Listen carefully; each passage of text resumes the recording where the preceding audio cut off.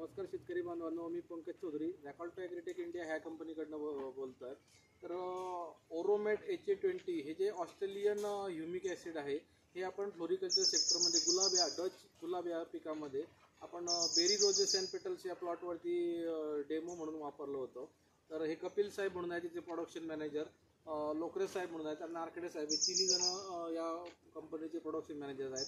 तर लोकरे साहेब आपला अभिप्राय सांगतील की या प्रोडक्टचे रिझल्ट कसे वाटले त्यांना. सांगा सर.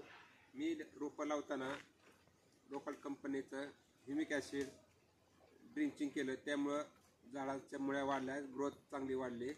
ते मला चांगलं वाटतं. प्रत्येकाने 1 लिटर याप्रमाणे ड्रिपने ड्रिंचिंग करण्यात यावे.